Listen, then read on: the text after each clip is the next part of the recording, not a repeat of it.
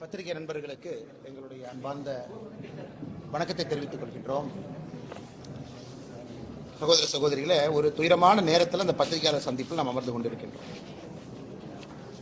சில நேரத்தில் நாம் எதற்காக அரசியலில் இருக்கின்றோம் என்கின்ற கேள்வி நம்ம எல்லோருக்கும் வரும். பவருக்காக இருக்கிறோமா, இல்லை நாமளும் 10-11 இருக்கிறோமா, இல்லை அரசியல் எதுவுமே நடக்காத ஜனநாயகத்தில் ஒரு பிரச்சனை வந்தவுடன் ஒரு மாதம் கழிச்சு இன்னொரு பிரச்சனை வரும், மக்கள் எல்லாத்தையும் மறந்துடுவாங்க.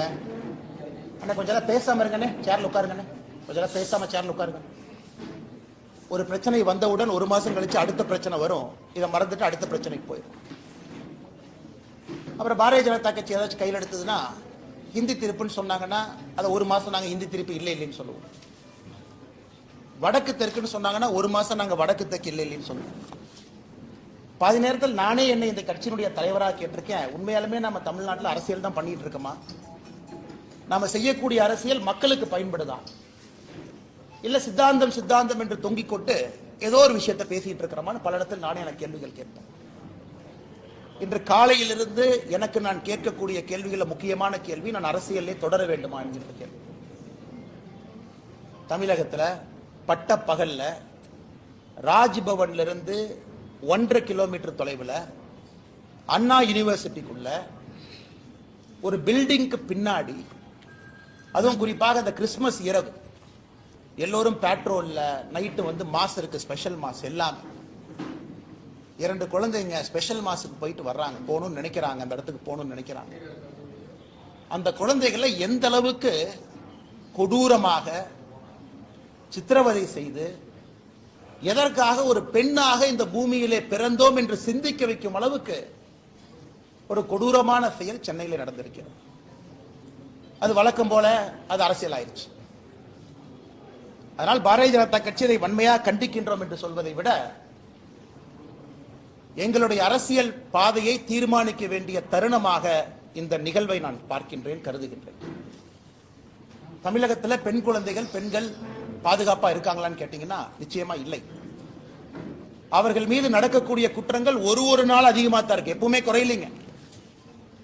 இதை பொறுத்தவரை முக்கிய குற்றவாளி திராவிட முன்னேற்ற கழகத்தில் ஒரு பொறுப்புல, சைதை பகுதியில் ஒரு பொறுப்புல, வட்ட பொறுப்புல இருக்கக்கூடிய ஒரு ஆள். அதுவும் ஏதோ முதல் குற்றம் இரண்டாவது குற்றம் கிடையாதுங்க. குற்றம் செய்து வெளியே வந்து பல குற்றங்கள் இருக்கக்கூடிய ஒரு ஆள் திமுகவிலே தன்னை இணைத்துக் கொண்டு இந்த மாதிரி முக்கியமானவங்க பக்கத்துல ஒரு புகைப்படமோ அவங்க பக்கத்துல இருப்பது போல முகநூல்ல பதிவு செய்வதற்கு ஒரு புகைப்படம் தேவைப்படுது. அந்த கட்சியில ஒரு பதவி தேவைப்படுது.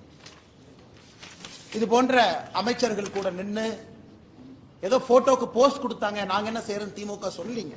இவங்க போட்டோக்கெல்லாம் போஸ்ட் கொடுக்கலைங்க. பாருங்க, இவர்கள் எல்லாம் திமுகவினுடைய நிகழ்வுல பங்கெடுக்கக்கூடிய பொறுப்பில் இருக்கக்கூடிய தொண்டர்கள். ஒரு முக்கியமானவர்களுக்கும் சால்வை அணிவிப்பது, திமுகவுடைய முக்கியமான நிகழ்வில் பங்கெடுப்பது. எங்க பாருங்க, மக்களுக்கு சாப்பாடு போடுறேன்னு சொல்லி சாப்பாடு போட்டிருக்காரு பாருங்க, அக்யூஸ்ட் திமுக சார்பாக. அமைச்சர்களோடு கட்சி பொறுப்பாளரே இல்லைன்னு சொல்றாங்க. இந்த பத்திரிகை நண்பர்கள் கொடுக்குறோம், கட்சி பத்திரிகையில அவருடைய பெயர் பொறுப்போடு இருக்கும் பாருங்க. இந்த பத்திரிகை, இந்த கட்சி பத்திரிகை உங்களுக்கு இந்த பத்திரிகையாளர் சந்திப்பு முடித்த பிறகு தருகின்றோம். பாருங்க, கட்சி பொறுப்பை பாருங்க, பேரை பாருங்க. ஏன்னா உங்களால ஜூம் பண்ணி பார்க்க முடியாது. முரசொலியில அவரை பற்றி வந்திருக்கக்கூடிய பொறுப்பில் இருக்கக்கூடிய அந்த மனுஷனை பாருங்க. ஆனா இன்னைக்கு நாம் என்ன சொல்றோம்னா, திமுக தான் இருந்தாரா, இல்ல பாரதிய ஜனதா கட்சி வேலை இல்லாம இந்த அண்ணாமலை ஏதோ ஒன்று நேரத்துல இருந்து கிளப்பிட்டு சொல்லிட்டு இருக்காரா? எங்களுடைய குற்றச்சாட்டு அவர் திமுக இருக்கிறது என் குற்றச்சாட்டு இல்லைங்க. ஒரு குற்றவாளி இதே போல ஒரு கொடூர செயலை செய்தவன் திமுகவிலே தன்னை இணைத்துக் கொண்டு அமைச்சர்கள் பக்கத்தில் நின்று அங்க இருக்கக்கூடிய லோக்கல் போலீஸ் ஸ்டேஷனுக்கு நான் திமுக காரன் அப்படிங்கிற புகைப்படம் தேவைப்படுது. அதை வைத்து அந்த போலீஸ் ஸ்டேஷன்ல இருக்கக்கூடிய ரவுடி ரெஜிஸ்டர்ல அந்த பேர் வரக்கூடாது. ரவுடி ரெஜிஸ்டர் பேர்ல இருந்தா 21 நாளைக்கு ஒருக்கா நீங்க போலீஸ் ஸ்டேஷனுக்கு கூப்பிடுவீங்க. என்னப்பா பண்ற, இந்த மாசம் பேங்க் அக்கௌண்ட் எவ்வளவு பணம் வந்துச்சு, ஏன்னா நானும் காவல்துறையில 9 ஆண்டுகள் குப்பை கொட்டி இருக்கின்றேன். பக்கத்து வீட்டுக்காரனை வந்து சாட்சி சொல்ல நீ ஒழுக்கமா இருக்கேன்னு கையெழுத்து போட சொல்லி, ரவுடி ரெஜிஸ்டர் நடக்கக்கூடிய, ரவுடி பெயரில் நடக்கக்கூடிய விஷயங்கள், அதுக்கு போகக்கூடாது என்பதற்காக இந்த புகைப்படம் தேவைப்படுகிறது. அரசியல் அங்கீகாரம், அடையாளம் தேவைப்படுது. அதை வைத்து மறுபடியும் ஒரு குற்றத்தை செய்திருக்கிறான். இதுதான் எங்களுக்கு கோபம். அவன் திமுக இருக்கிறது எங்களுக்கு கோவில்லை. திமுக என்கின்ற கட்சி போர்வை இன்னைக்கு குற்றம் செய்வர்களுக்கு தேவைப்படுகிறது. அங்க இருந்து அப்படியே அமைச்சர் பக்கத்துல போனாவே அந்த லோக்கல் ஸ்டேஷன் ஹவுஸ் ஆபீசருக்கு, கிரைம் கான்ஸ்டபிளுக்கு, இன்டெலிஜென்ஸ் பார்க்கக்கூடிய ஹெட் கான்ஸ்டபிளுக்குல தெரியும், அவன் திமுக அந்த பையன் நல்ல பையன், அமைச்சர் கூடவே சுத்துறானே, அந்த பையன் நம்ம ஸ்டேஷன்ல கூப்பிட்டு ரவுடி பரேட் நடத்தினா நம்மளே வச்சு செஞ்சு தண்ணி இல்லாத காட்டுக்கு மாத்திடுவாங்கன்னு. திமுக என்கின்ற போர்வை இருந்தனால மட்டும்தான் இந்த அக்யூஸ்ட் அந்த பொண்ணு மேல கை வச்சிருக்கான். இது வெரி சிம்பிள். இது மூளை இருக்கக்கூடிய, ஆறறிவு இருக்கக்கூடிய எந்த மனிதனுக்கும் கூட தெரியும். திமுக கட்சி பொறுப்பு இருக்கு, திமுக அமைச்சர்களோடு இருக்கிறாங்கிற ஒரே காரணத்துக்காக மட்டும்தான் ஸ்டேஷன்ல என்கொயரி பண்ணல. இதே போல ஒரு குற்றத்தை அவன் செய்திருக்கின்றான். அதே குற்றத்தை இரண்டாவது முறை செய்திருக்கின்றான். இதுக்கு நீங்க அடிச்சீங்க பாருங்க பெல்டி அமைச்சர்கள்லாம். எஃப்ஐஆர் எப்படி சார் லீக் ஆச்சு? இந்தியா முழுவதுமே crime criminal tracking network system CCTNS எல்லா போலீஸ் ஸ்டேஷனும் இணைக்கப்பட்டிருக்கிறது ஃபைபர் ஆப்டிக் கேபிள்ல. டேட்டா என்ட்ரி பண்ணோடனே மாஸ்டர் சர்வருக்கு போகும். அதுக்கு ஒரு கண்ட்ரோல் ரூமுக்கு ஒரு எஸ்பி இருக்கார், இன்ஸ்பெக்டர் இருக்கார். எப்படி அந்த எஃப்ஐஆர் வெளியே வந்துச்சு? போலீஸ் டிபார்ட்மெண்ட் தவிர அந்த எஃப்ஐஆர் யாரு வெளியே விட முடியும்? எல்லாமே இன்டர்நெட் புரோட்டோகால் ப்ரொடெக்டட். அவ்வளவு ஈஸியா ஹேக் பண்ண முடியாத சிஸ்டத்தை. அது ஒரு எஃப்ஐஆரா சார்? ஒரு படிக்காத எழுதுனா கூட ஒழுக்கமா ஒரு எஃப்ஐஆர் எழுதுவோம். அதுல குற்றம் செஞ்சது அந்த பொண்ணா, குற்றம் செஞ்சது இந்த அயோக்கியனானே சந்தேகமா இருக்கு. ஏதோ பொண்ணு குற்றம் செஞ்ச மாதிரி எஃப்ஐஆர் எழுதிருக்கீங்க. அதையெல்லாம் படிச்சா ரத்தம் கொதிக்குது. நான் என்னுடைய காதலனோடு நான் போனேன், ஒதுக்குப்புறமாக ஒதுங்கி இருந்தேன், என் காதலனுக்கு நான் கிஸ் கொடுத்துக்கிட்டு இருந்தேன். இதெல்லாம் ஒரு எஃப்ஐஆர் சார்? காக்கி சட்டையை போட்டுட்டு அந்த ஸ்டேஷன்ல ஒருத்தவங்க எஃப்ஐஆர் இருக்கீங்களே, வெக்கமா இல்லையா உங்களுக்கு? வெக்கமா இல்லையா? குற்றம் நடந்தது அந்த பெண்ணுக்கு. அந்த எஃப்ஐஆர் படிச்சு அந்த எஃப்ஐஆர் கோர்ட்ல நிக்குமா சார்? ஆனா ஆயிரக்கணக்கில் எஃப்ஐஆர் எழுதி இருக்கு, அல்ல கோர்ட்ல நிக்குமா? அந்த பொண்ணு ஏதோ தன்னுடைய காதலனோடு பிரைவேட்டா ஒரு மொமெண்ட்டை ஸ்பெண்ட் பண்ணதாகவும் கிஸ் கொடுத்துக்கிட்டு இருந்ததாகவும் இவன் புதர் மறைவிலிருந்து வெளியே வந்து புகைப்படத்தை எடுத்து மிரட்டி, என்ன சார் என்ன இதான் ஒரு எஃப்ஐஆர் டிராஃப்டிங்கா? அந்த எஃப்ஐஆர் லீக் பண்ணிருக்கீங்களா சார்? பொண்ணு பேரு, மொபைல் நம்பர், அப்பா பேரு, ஊரு. வெக்க பண்ணு. திமுக யாராவது மரியாதை இருந்தா வெக்க பண்ணியா? நீங்களாம் வெக்கப்படும். பொண்ணு, ஊரு, அப்பா, என்ன அந்த பொண்ணு குடும்பத்தையே நாசம் பண்ணிட்டீங்க. 7 தலைமுறைக்கு ஒரு அடையாள ஒரு இதை கொடுத்துருக்கீங்களா? கருப்பு புள்ளியை கொடுத்துருக்கீங்களா? மனுஷங்களா நீங்களா? அதுக்கு அமைச்சர் கேள்வி கேட்கிறா. 3 மாசம் தமிழ்நாடு அமைதி பூங்காவா இருந்துச்சாமா, இந்த அண்ணாமலை திரும்பி வந்தானாமா, மறுபடியும் கலவரம் வெடிச்சு. வெக்க பண்ணையா நீங்களா மினிஸ்டரா இருக்கிறது? வெக்கப்பண். இந்த ஒரு கட்சி பொறுப்புல இருக்கிறனால மரியாதையா பேசிட்டு இருக்கு.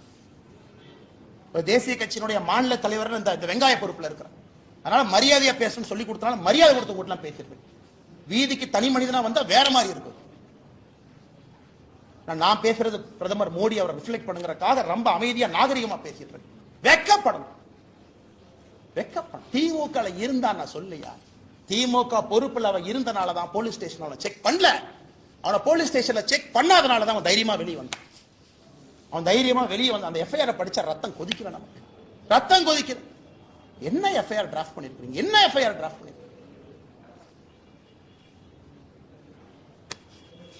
கேட்டா தமிழ்நாடு அப்படி இருக்கு இப்படி இருக்கு. கேட்டா வடக்கு தெற்கு மயில், வடக்கு தெற்கு எத்தனை நாளைக்கு அந்த இளவுல சாவறது?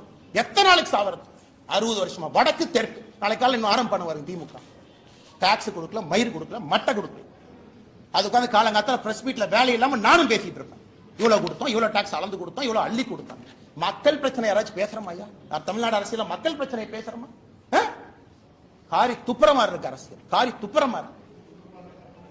அதனால்தான் இதற்கு ஒரு முடிவு கட்ட வேண்டும் என்று முடிவு செய்திருக்கின்றோம். இந்த அரசியல் நீ ஆகாதுங்க, இந்த அரசியல் ஆகாது.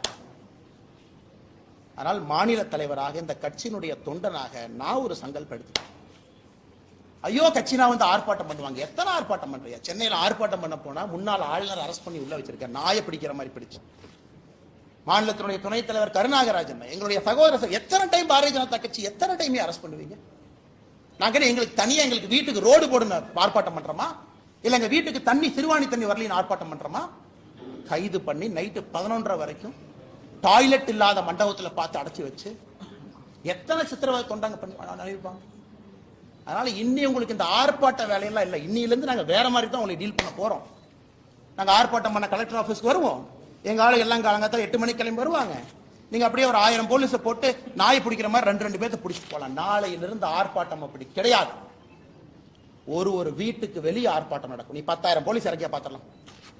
நான் ஒரே இடத்துல அப்படியே என் தொண்டனை கூட்டிட்டு வருவேன். லட்டம் தர மாதிரி அமுத்திட்டு போயிருவீங்க. நீங்க ஒரு வீட்டுக்கு முன்பு நாளை பாரதிய ஜனதா கட்சியின் தொண்டன் காலையில 10 மணிக்கு வெளியே வந்து நிப்பான். தன்னுடைய தாய்க்காக சகோதரிக்காக குரல் கொடுப்பான். இந்த அண்ணாமலை நாளைக்கு என்ன செய்ய போறேன்னு சொல்ற கேட்டு எல்லா பலத்தையும் பயன்படுத்திட்டோம், பேசிட்டோம். என்ன உங்க கையில ஊடக பலம் இருக்கு, உங்க கையில சினிமா துறை இருக்கு. ஒரு படத்தை எடுத்து வடக்கு தெற்கு நீ பிரிச்சா வேலை முடிஞ்சு போச்சு. உங்க கையில எல்லா விருது கொடுக்கறதுக்கு பேசுறதுக்கு ஆளு இருக்கிறாங்க. சமூக நீதினு பேசுறதுக்கு 10 பேர் இருக்கா. பாரதிய ஜனதா கட்சினா சமூக நீதி இல்லைன்னு பேசுறதுக்கு 50 பேர் இருக்கா. அதனால் நாளை எனக்கு நானே சாட்டை அடி கொடுக்கக்கூடிய நிகழ்வை காலை 10 மணி என்னுடைய வீட்டுக்கு வெளியே நடத்தப்போம். நான் எனக்கு முருகபெருமானுக்கு சூர சம்ஹார பெருமை இந்த தீவிரம்லாம் அழிக்கிறது. நாளை காலை 10 மணிக்கு மாநில தலைவராக என்னுடைய இல்லத்திற்கு வெளியே நான் நின்று சாட்டையால் என்னை 6 முறை நான் அடித்துக் கொள்ள போகிறேன். சாட்டை என்னை அடிச்சுக்க. நாளையிலிருந்து திமுக என்கின்ற கட்சி தமிழகத்தில் ஆட்சியிலிருந்து அகற்றப்படும் வரை நான் செருப்பு போட மாட்டேன். செருப்பு போட மாட்டேன். அந்த அரசியல் நாடு 3 வருஷம் பண்ணி பார்த்துட்டேன். அது ஒரு முடிவு வரணும். இன்னைக்கு முடிவு வந்தே ஆகும். சும்மா இத்தனை நாளைக்கு எத்தனையாக நானும் வண்டி ஓட்டுறது. வந்தது வேறு, செய்வது வேறு, நடந்து கொண்டிருப்பது. நாளையிலிருந்து திமுக ஆட்சியிலிருந்து அகற்றப்படும் வரை இந்த பத்திரிகையாளர் சந்திப்பு முடிச்சு என் செருப்பை கழட்டுனா நீ ஆட்சியிலிருந்து இறங்குற வரைக்கும் நான் செருப்பு போட மாட்டேன். பார்க்கலாம். நாளையிலிருந்து 48 நாட்கள் நான் விரதம் இருக்க போகிறேன். பிப்ரவரி 2வது வாரம் முடியும். 6 படை வீட்டுக்கு நான் போக போறேன். முருகபெருமான்ட்ட முறையிட போறேன். எல்லாத்திட்டையும் முறையிட்டாச்சு. நேஷனல் கமிஷன் ஃபார் உமன் முறையிட்டாச்சு. காலகட்டத்தில் வேலையெல்லாம் உட்காந்து லெட்டர் எழுதிருக்கேன். பாருங்க 3 பேஜ் வேலையில். அம்மா வாங்கம்மா, தயவு செஞ்சு பிடிங்கம்மா, இவங்கெல்லாம் வயலேட் பண்ணிட்டாங்கம்மா, செக்ஷனை பாருங்கம்மா. எத்தனை கடிதம் எழுது. ஹியூமன் ரைட்ஸ் கமிஷன் 15 கடிதம் எழுதியாச்சு. நேஷனல் கமிஷன் ஃபார் உமனுக்கு எழுதியாச்சு. வேலையெல்லாம் உட்காந்து எழுதி ட்விட்டர்ல போடுறதா வேலை. இன்னி பார்த்துக்கலாம் அரசியல், இன்னி பார்த்துக்கலாம். நாகரீகமான அரசியல். இந்த பவுண்ட் பை நீங்க அநாகரிகமா பேசுறீங்கல்ல, சோசியல் மீடியால குடும்பத்தை எடுக்கிறீங்க, என்ன வேணாலும் நீங்க பேசுவீங்க.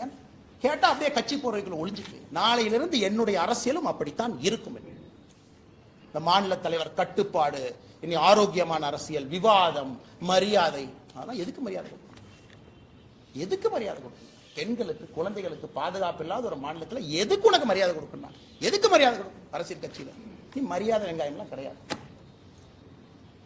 ஆனா நீங்க வாங்கின இந்த இஷ்யூ பேசுங்க. எத்தனை இஷ்யூங்க தமிழ்நாட்டில் பேசுறது? ஆனா டங்ஸ்டன் இஷ்யூ டெல்லிக்கு போங்கன்னா எத்தனை டைமுங்க போறது?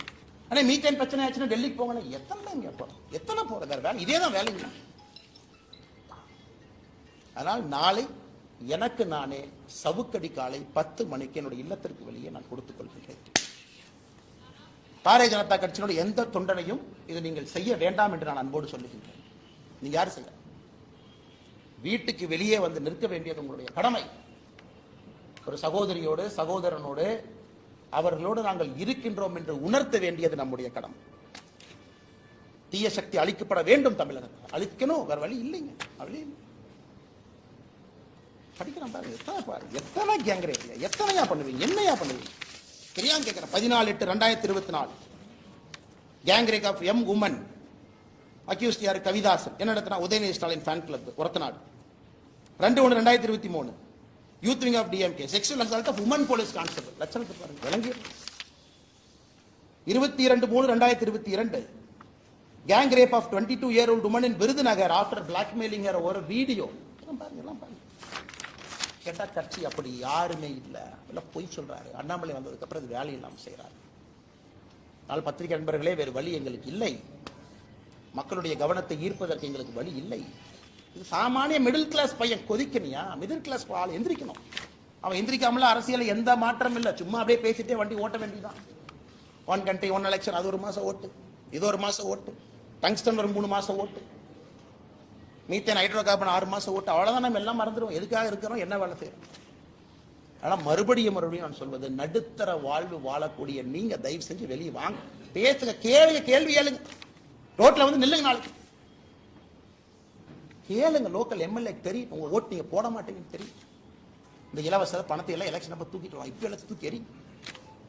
அதனால் பத்திரிகை நண்பர்களுக்கு என்னுடைய அன்பான வேண்டுகோள், நீங்கள் அதை கேட்கணுங்க. மீடியால டிபேட் வைக்கணும், விவாத பொருள் வைக்கணும். அன்னைக்கு நாமளும் மனுஷங்க தான், அதே சாப்பாடு சாப்பிடுறோம். 6 அறிவு இருக்கு. நம்ம வீட்டுல நடந்துதான் சும்மா இருப்பாங்களா? கத்தி எடுத்து வெட்ட போக மாட்டோம். விவாத பொருள் பேசவே வர சொல்லு. எதுக்கு அப்படி பண்றேன்னு கேளு. ரிப்பீட் ஆஃபெண்டர் எதுக்கு ரவுடி ஷீட்ல வைக்கலன்னு கேளு. பொறுப்பேற்று கமிஷனர் விலக சொல்லுங்க. குறைந்தபட்ச டெப்டி கமிஷனர் வீட்டுக்கு போச்சு. ஆனால் இதை சொல்ல வேண்டும் என்பதற்காகத்தான் அந்த பத்திரிகையாளர் சந்திப்பேன். இதை தவிர நான் வேற எந்த இது சம்பந்தமான கேள்விகளுக்கு நான் பதில் சொல்றேன்.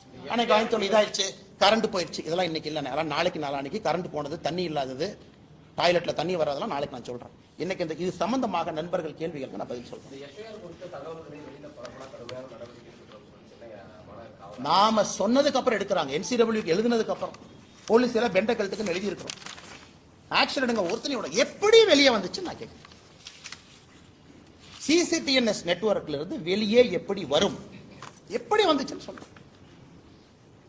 யாராச்சும் ஹேக் பண்ணிட்டாங்களா? அப்ப யாரு ஹேக் பண்ணாங்கன்னு சொல்லுங்க. செல்போன்ல எல்லாம் எடுக்கலீங்க, PDF அப்படியே PDF டவுன்லோட் பண்ணி வெளியே விட்டுருக்கிறீங்க. எதுக்கு? விக்டிம் ஷேமிங் பண்ணணும். Victim shaming.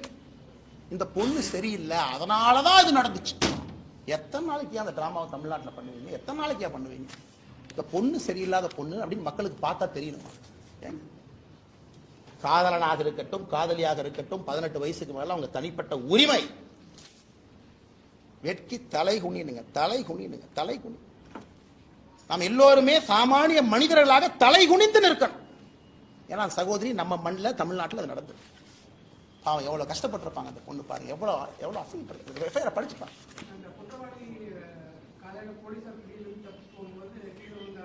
என்ன வெங்காயங்க, என்ன வெங்காயங்க. ஒரு கான்ஸ்டபிளை கூப்பிட்டு ஒரு அடி அடினா கை உடைய, ஒரு அடினா கால். இது பனிஷ்மெண்டா? இது பனிஷ்மெண்டா? ஒரு மாவு கட்டு போட்டு எடுத்து போட்டோ கொடுத்துட்டா அப்படியே மக்களுடைய கோபம் அப்படியே தணிஞ்சு, அப்பா அவனுக்கு வந்து பாருப்பா கை ஒரு கை உடஞ்சிருச்சு, மாவு கட்டி போட்டிருக்காங்க, கால் ஒரு கால் உடஞ்சிருச்சு, மாவு கட்டு போட்டாங்க. என்ன எல்லாம் 1980 கலைஞர் கருணாநிதி ஐயா திரைக்கதை வசனம் எழுதிட்டு இருக்காங்களா? உண்மையான அரசா இருந்தா 10 நாள்ல சார்ஜ் ஷீட் போடும், 11வது நாள்ல ஸ்பெஷல் கோர்ட்டை கூப்பிட்டு 15வது நாள் தண்டனை கொடுக்கும். நான் சொல்றேன், இந்த டிராமால எங்களுக்கு வேண்டாம். மாவு கட்டு போட்டேன், கையை உடைச்சேன், கால் உடைச்சேன், இந்த டிராமால வேண்டாம் சார். 7 நாள்ல ட்ரையல் நடந்த கேஸ் இந்தியாவில் இருக்கு சார். 5 நாள்ல சார்ஜ் ஷீட் போட்டிருக்காங்க சார். ஒரே நாள்ல ட்ரையல் முடிச்சிருக்காங்க சார்.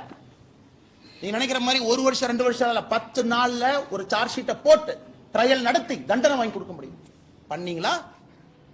பிரிசன் மினிஸ்டர் என்ன சொன்னார் ரகுபதி? அண்ணாமலைக்கு பொய் சொல்வது மட்டும்தான் வேலையா? தான் வேலை.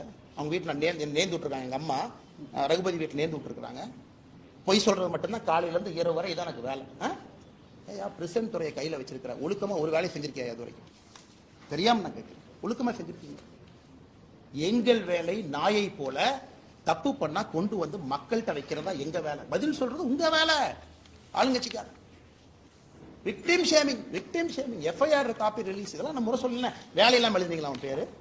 பத்திரிகையில சும்மா அதே அச்சுல போய் பத்திரிக்கை போய் அதே ஞானசேகரன் பேர் அடிச்சுட்டு அதே வெளியே வந்துச்சுங்களா? சிட்டி ரோபோட் மாதிரி ஏதோ ஒன்று கம்மா அறிவாளர் உட்கார்ந்துருக்காங்களோ இதுல. அதனால இது கம்பீரமா எடுத்துக்கணுங்க. ரொம்ப தப்பு பண்றேங்க நாம. ஒன்னொன்னும் அடுத்து அதை விட கொடூரமா இருக்கிறனால முன்னாடி நடக்கிறத மறந்தாச்சு. இதை விட அது கொடூரமா இருந்துச்சுங்க, அதனால இதை மறந்தாங்க. அதனால்தான் வேறு வழி இல்லாம எங்களை நாங்களே வருத்தி கொண்டு முருகபெருமான் போய் முறையிறோம். வேற என்ன வழி சொல்லுங்க.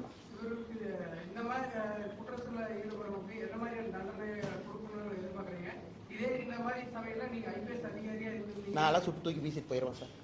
அது சொன்ன 4 பேர் FIR தூக்கிட்டு வருவாங்க. ஹியூமன் ரைட்ஸ் கமிஷன் அதுன்னு வருவாங்க. தூக்கி வெளியே வச்சாதான் சரியா வரும். அந்த மாதிரி ரத்த சார் இது ஏதோ அரசியல் வந்தாலும் அடங்கி உட்கார்ந்து இருக்கிறோம்.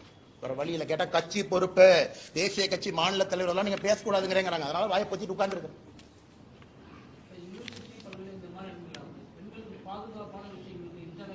சார் நிர்பயா ஃபண்ட் கொடுத்துருக்கோம் சார். நிர்பயா ஃபண்ட் கொடுத்துருக்கோம் சார். 1000 கோடி கொடுத்துருக்கோம் சார். ஏன் சார் ஒரு அண்ணா யூனிவர்சிட்டியில தமிழ்நாட்டினுடைய பழமையான இன்ஜினியரிங் காலேஜ்ல ஒரு லோட்டஸ் CCTVக்கு ஒயர் கனெக்ஷன் இல்லைன்னு சொல்றீங்க. வெக்கப்படலையா? எங்கேயுமே கனெக்ஷன் இல்லை. அப்ப நிர்பயா ஃபண்ட் எங்க போச்சு? நிர்பயா ஃபண்ட் கொடுத்ததே இதுக்கு தானே. நிர்பயா ஃபண்ட் எதுக்கு கொடுத்தோம்? முதலமைச்சர் வீட்டுக்கு போற சாலையில 4 CCTV போடுற கொடுத்தோமா?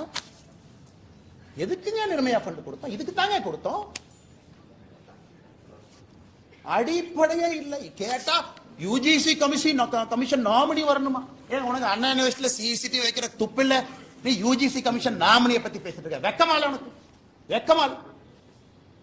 யூஜிசி கமிஷன் நாமினி வந்தாங்கன்னா, இந்த சந்தான முதல்ல பேசுவார்ல லொல்லு சபால, இந்த யூஜிசி கமிஷன் அப்படியே வந்தாங்கன்னா, கொடுத்ததுல ஒரு யூனிவர்சிட்டிக்கு சிசிடிவி கேமரா வாங்கி மாட்டியாடு கேட்டா நாளைக்கு காலைல கோவிச்செரியன் சொல்லுவார். அது வந்து யூஜிசி கமிஷன் நாமினி வந்தாருன்னா மத்திய அரசு மாநிலத்தினுடைய சுயாட்சிக்கு எதிராக செயல்படுவதாக நாங்கள் கருதுவோம். வெக்கமா இல்ல உங்களுக்கு? கேட்பது ஒரு அண்ணா யூனிவர்சிட்டியில கேட்டா வளர்ந்த நாடு, $1 trillion எக்கானமி, $1 trillion எக்கானமி. ஒரு காலேஜ்ல பெண் குழந்தைகள் படிக்கிற இடத்துல ஒரு சிசிடிவி கேமரா வைக்கிறதுக்கு லாய்க்கு இல்ல. $1 trillion எக்கானமி என்ன புடுங்க போறீங்க? $1 trillion எக்கானமி அம்பானி உருவாக்கி தமிழ்நாட்டில் ஒரு 10 முதலாளிகள் உருவாக்கி $1 trillion டிக் போடுறக்கா இல்ல ஏழை மக்களுக்கு வேலை செய்யறதுக்காக அரசு? என்ன கேட்கற கேள்வி நியாயம் இருக்கு? $1 trillion என்ன வெங்காயத்துக்குன்னு கேட்க?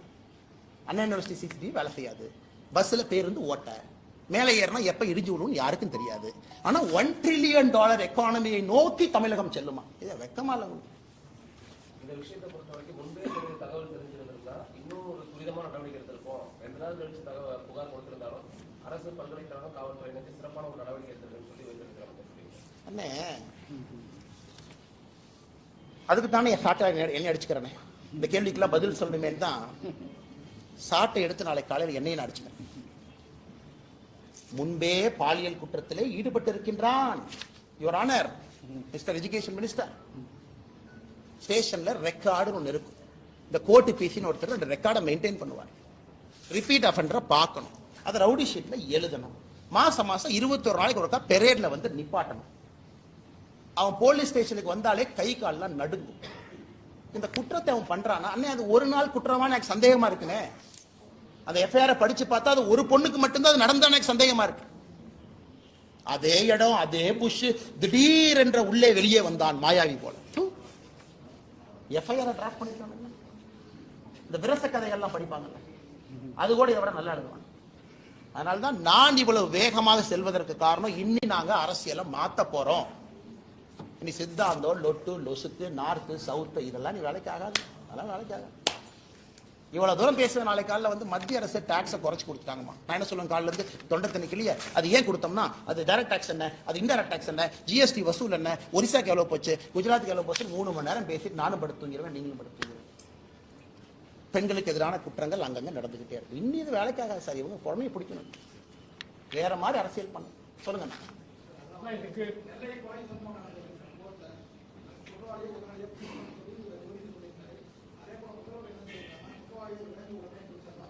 ரகுபதி அண்ணா அப்படி சொல்லிங்கன்னா, நீங்க ஒரு அண்ணன் சொல்ற நியாயம் இருக்கு. ரகுபதி என்ன சொன்னாருன்னா, இந்த பத்திரிகையாளர் சந்திப்புல யாராச்சும் வெட்ட வந்துட்டா நான் என்ன பண்றது அப்படின்னா, அப்பனா பாருங்க, உங்களையும் வெட்டுங்கன்னு 4 பேர் தூண்டுறாங்க. நீங்க ஏடா கூடமா கேள்வி கேட்டா,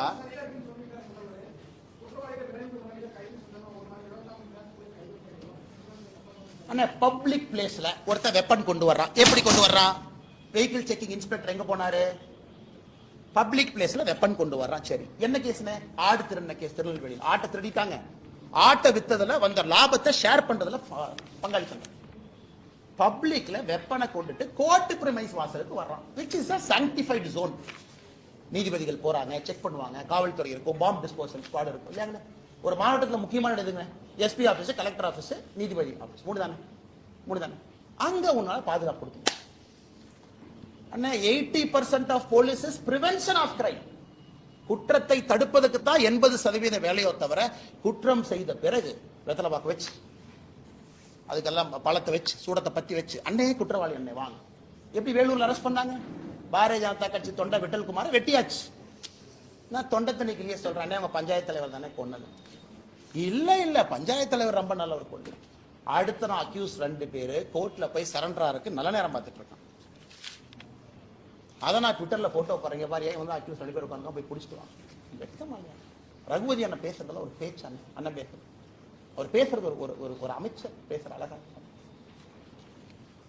இல்லைன்னு சொல்லுங்க, இல்லைன்னு சொன்னா நான் ப்ரூஃப் கொடுக்குறேன். அவங்க கட்சியில் இருந்தா பொறுப்புல இருந்தா நான் சொல்றேன். அது இதுக்கு இந்த விதண்டாவாதமா திருப்பி விட்டுட்டு இங்கே ஏன் திருப்பி சொல்றேன்? இதான் நான் கேட்கிற கேள்வி. ஆனா பத்திரிகை நண்பர்களுடைய நெஞ்சத்தையும் தொட்டுத்தான் நான் சொல்றேனே. உங்களுக்கு சார்பாகவும் நான் பேசுறேன். பத்திரிகையாளர் சந்திப்பில் ஒருத்த வெட்ட வந்துட்டா நான் என்ன பண்ணுவேன்னா, அப்ப அந்த பொறுப்புக்கு நீ லாயக்கு இல்லை, ரிசைன் பண்ணிட்டு வீட்டுக்கு போயான்னா. நாங்க அமைச்சர்களாக இருந்து பத்திரிகையாளர் சந்திப்பில் ஒருத்தர் வெட்ட வந்தானா முதல்ல அவனை வெட்டும். உனக்கு பத்திரிகையாளருக்கே உனக்கு நியாயம் கொடுக்க முடியல, என்ன துப்புக்கு உனக்கு அமைச்சராக இருக்கு? வீட்டுக்கு போக வேண்டியதான். அது பத்திரிகை நண்பர்கள் நீங்க கேட்கணும், அண்ணே எங்களுக்கே உங்களால் பாதுகாப்பு கொடுக்க முடியல, எதுக்குன்னே அமைச்சர் பொறுப்பு, எதுக்குன்னே காரு, எதுக்குன்னே கொண்டை, எதுக்குன்னே 2 போலீஸ், எதுக்குன்னே யூனிஃபார்ம் 2 பேர், ஆயுத பூஜை வர்றதுக்கான 2 பொது வச்சிருக்காங்க. அதனால் பத்திரிகை நண்பர்களுக்கு வணக்கத்தை தெரிவித்து நன்றியை தெரிவித்து, ரொம்ப சீரியஸான இஷ்யூங்கண்ணே. நான் டைவர்ட் ஆகி வேறு இடத்துக்கு போக விரும்பலிங்கண்ணே. நாளை காலை 10 மணிக்கு உங்களை சந்திக்கிறோங்கண்ணே. பாரதிய ஜனதா கட்சியினுடைய தொண்டர்கள் தமிழகம் முழுவதும் எல்லா இடத்துலையும் இருப்பாங்க. காலைல 10 மணிக்கு வீட்டுக்கு வெளியே வந்து ஆர்ப்பாட்டம் பண்ணுவாங்க, போராட்டம் பண்ணுவாங்க. பொதுமக்களும் கலந்து கொள்ள வேண்டும் என்று அன்போடு கேட்டுக்கொண்டார்.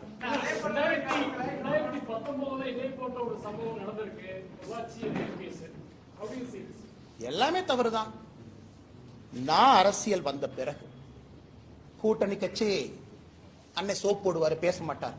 இது ஒரே ஸ்டைல் தானே, 5th கியர். வண்டி எடுத்தா போயிட்டே இருக்க வேண்டியதான், நமக்கு இந்த சைடு கியர்லாம் கிடையாது. நான் அரசியலுக்கு வந்த பிறகு எங்களுக்கு யார் தவறு செய்தாலும் தவறுன்னு தான் நான் சொல்றேன். நான் எங்கேயும் வந்து ஊழல் சொன்னாலும் காமனாத்தா சொல்றேன். நான் சில பேர் சொல்லுவாங்க மெச்சூர்டா பிஹேவ் பண்ணணும், அதுக்கான அரசியலுக்கு வரல. வீட்டில் விவசாயம் பார்த்துட்டு கம்மன் இருந்துக்கிறேன், அம்மாவோட இருந்துக்கிறேன் வயசான காலத்துல, அதுக்காக நான் அரசியலுக்கு வரல. நீங்க எங்கிட்ட கேட்டீங்கன்னா என்னுடைய அரசியல் காலத்தில் நீங்க கேளுங்க தலைவா, நான் பதில் சொல்றேன். எனக்கு சந்தேகம் இது வருணே இதெல்லாம் வரும். அந்த way the incident happened, the way the fellow was hiding in the bush, the way the fellow knows CCTV is not functioning. அவன் CCTV கேமரா வருத்திருக்கலாம் இல்லையா? அதனால CCTV அடுக்கிறதுல வெங்காயம் ஆனாரு, ஒரு குக்கி போட்டு எடுத்த கேமரா அழுது போயிருக்கு. அவ்வளவு கான்பிடண்டா ஒருத்தன் அந்த புஷ்ஷுக்குள்ள இருந்து வெளியே வர்றான். அது வந்து எஃப்ஐஆர்ல சொல்றாங்க, என்னை இந்த வழியிலே அழைத்து சென்றான்னா அவனுக்கு ரூட்டும் தெரிஞ்சிருக்கு. இந்த பில்டிங்க்கு ஒதுக்குப்புறமாக என்னை அழைத்து சென்றானா எந்த பில்டிங்க்கு பின்னாடி போகணும்னு தெரிஞ்சிருக்கு. அதை பார்த்து கூட காவல்துறை இவர் ரிப்பீட் அஃபெண்டர், மாட்டினது ஒருக்கா 2 முறை, மாட்டாதது 10 முறை 15 முறைன்னு புரிஞ்சுக்கிட்டாவே பிரச்சனை முடிஞ்சுதுன்னா. நன்றி.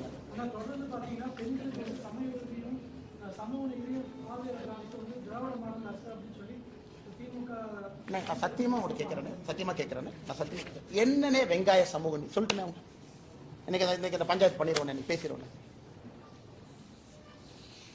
பட்டியலிடத்திலிருந்து வந்திருக்கக்கூடிய அமைச்சர் பெருமக்கள் திமுக என்ன பண்ணி வச்சிருக்கீங்க? மொத்தம் இருக்கிறதே 35 அமைச்சர். 35வது பட்டியலிடத்திலிருந்து வந்திருக்கிறவங்க 35வது பொசிஷன். பட்டியலிடத்திலிருந்து வந்திருக்கக்கூடிய இன்னொரு அமைச்சர் 34வது பொசிஷன். பட்டியலிடத்திலிருந்து வந்திருக்கக்கூடிய இன்னொரு அமைச்சர் 32வது பொசிஷன். பட்டியலிடத்திலிருந்து வந்திருக்க இன்னொரு அமைச்சர் 28வது பொசிஷன். 28, 32, 34, 35. இதான் நான் கேட்கிறேன்னே. ஏன்பா ஒரு பட்டியலின சகோதர சகோதரி ஒரு துணை முதலமைச்சர் ஆக்கியிருந்தா எவ்வளவு கம்பீரமா இருக்கு. நாங்கள் முதலமைச்சர் ஆக்குகின்றோம், ஜனாதிபதி ஆக்குகின்றோம். என்ன எங்களுக்கு ஜனாதிபதி ஆக்கணும்? எல்கே அத்வானி ஐயா நாங்க ஏன் ஆக்கல? தெரியாம கேட்கிறேன். பொருத்தமானவர், கட்சியினுடைய ஐடியோலால். நீங்க யாரா பிரதீபா பட்டீல் அம்மா வாக்குனீங்க? காங்கிரஸ் கேட்கறீங்களா? சமூக நீதி பத்தி பேசுறதுக்கு வெட்கப்படணுமையா? நீங்களா கட்சியில் இருக்கக்கூடிய சித்தாந்த பெரியவர்களை ஆக்காம, கிடைத்த முதல் வாய்ப்பு இஸ்லாமியர் ஏபிஜே அப்துல் கலாம், கிடைத்த 2வது வாய்ப்பு ராம்நாத் கோவிந்த் ஐயா பட்டியலின சகோதரர், 3வது வாய்ப்பு திரௌபதி முர்மு அம்மா பழங்குடியா. கத்துக்குங்க. பத்திரிகையில சும்மா வந்து அப்படி கரவேட்டை கட்டிட்டு வந்து பாஜக சமூக நீதிக்கு எதிரி. எத்தனை நாளைக்கு இந்த பஞ்சாயத்து பண்றீங்க? நேத்து ஒரு தேவாலயத்துக்கு போறேன்,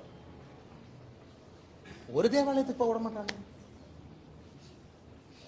அதான் பத்திரிகை நண்பர்கள்ட்ட இந்த தேவாலயத்தை சொல்லிட்டு இந்த தேவாலயத்துக்கு போக வேண்டியதா போச்சு. லெப்ட்ல வண்டி திரும்ப இண்டிகேட்டர் போட்டு ரைட்ல போயிட்டேன். ஏன்னா அங்க வந்து அந்த ஃபாதரை மிரட்டுவாங்க. ஒரு சர்ச்சில் போய் ஒரு கிறிஸ்துமஸுக்கு அவர்களுக்கு வாழ்த்து சொல்லி 1 மணி நேரம் மாஸ் அட்டன் பண்றதுக்கு எத்தனை போலீஸ் போட்டு வச்சிருக்காங்க? 1000 போலீஸ் போட்டு வச்சிருக்காங்க. அதெல்லாம் இந்த அண்ணா யூனிவர்சிட்டி பக்கம் திருப்பி இருந்தீங்கன்னா எவ்வளவு நல்லா இருக்கும். பாஜக இப்படித்தான் அடைச்சு வச்சிரு. அதை யாராச்சும் உடைக்க முயற்சித்தாங்கன்னா முதல்ல அவர் அடைய. சமூக நீதி பத்தி கேட்கிறேன். ஆனா சமூக நீதியை பத்தி வர சொல்லுங்க. நான் திமுக யார வேணாலும் பேசுவாங்க. ஒரு அமைச்சர்ல இருந்து மேல யாரோ வர சொல்லுங்க. நீ சமூக நீதி என்ன பண்ணிருக்க பேசுவோம், நாங்க என்ன பண்ணிருக்கோம் பேசுவோம். தமிழ்நாடு மக்கள் பார்த்து முடிவு. அங்க சமூக நீதிக்கு எதிரி எதிரி எதிரி தொடர்ந்து நீங்க பேசுறீங்க. வந்து பேச பார்க்க என்ன எதிரி?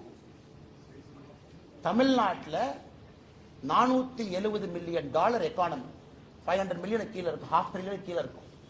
இரட்டை டம்ளர் பீகார்ல இல்லைன்னா இரட்டை டம்ளர் சிஸ்டம், பீகார்ல இல்லைன்னா நான் போறேன் பீகார் அடிக்கடி, யூபியில இல்லைன்னா இரட்டை டம்ளர், ஆய்வறிக்கை சொல்லுது தமிழ்நாட்டில் தான் இரட்டை டம்ளர்னுடைய பயன்பாடு அதிகம். என்ன சமூக நீதி பேசுற நீ? சொல்லு, தயவு செஞ்சு சொல்லு. ஆனா நான் அரசியல்வாதி கேட்கிறேன் உங்களுக்கு. பட்டியலின சகோதர சகோதரி பஞ்சாயத்து பிரசிடென்ட் ஆனா கொடியேற்ற முடியாது. தமிழ்நாட்டில் தான் ஹையஸ்ட். யூபியில் இருக்கா, பீகார்ல இருக்கா? இல்ல. எத்தனை நாளைக்கு இதை பேசி பேசி ஜாதி அரசியல் பண்ணி மத அரசியல் பண்ணி வண்டி ஓட்டுவாங்க. காலைல 10 மணிக்கு பார்ப்பேன். நன்றி.